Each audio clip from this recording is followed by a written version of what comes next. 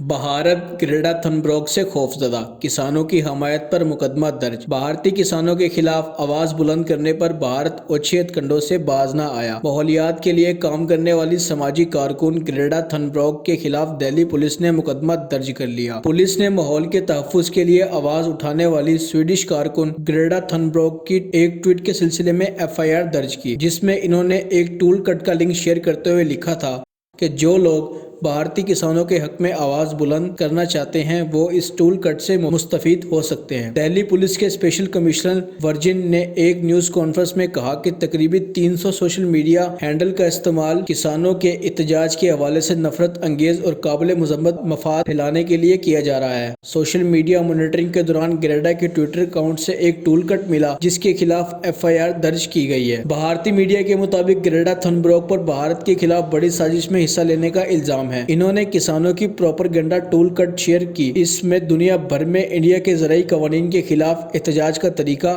واضح کیا گیا ہے، جس پر گریڈا چپ نہ رہ سکی۔ گریڈا نے ایک ٹویٹ میں کہا کہ وہ اب بھی کسانوں کی حمایت میں کھڑی ہیں اور کسی دھمکی سے نہیں ڈرتی۔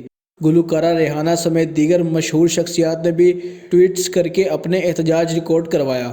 سب سے پہلے کینیڈین وزیر اعظم جسٹن ٹروڈو کسانوں کے حق میں بولے تھے۔ امریکی ارکان پارلیمنٹ الہان عمر نے ٹویٹ میں کہا کہ بھارت کو اپنے بنیادی جمہوری حقوق کا تحفظ کرنا ہوگا، انٹرنیٹ تک رسائی بحال کرنا اور مظاہروں کی کوریج کے لیے زیر حراست تمام صحافیوں کو رہا کرنا ہوگا۔ کانگریس کی خواتین ارکان ہیلا اسٹونس نے بھی کسان مظاہرین پر طاقت کے استعمال کی مذمت کر دی۔ بھارتی کسان زرعی قوانین کے خلاف گزشتہ 2 ماہ سے زیادہ عرصے سے سراپا احتجاج ہیں۔ اس دوران حکومت اور کسان رہنماؤں کے درمیان مذاکرات کے کئی دور ناکام ہوئے۔ بھارتی یوم جمہوریہ پر کسانوں نے نئی دہلی میں احتجاج کے دوران طے شدہ روٹ سے ہٹ کر شہر میں بھرپور احتجاج کیا۔ اس موقع پر پولیس اور مظاہرین کے درمیان تصادم ہوا، جبکہ کسانوں نے لال قلعے کی عمارت پر اپنا پرچم بھی لہرایا۔ حکومت نے نئی دہلی میں احتجاج کرنے والے کسانوں کے مقام پر انٹرنیٹ سروس بند کر رکھی ہے۔ تو دوستو،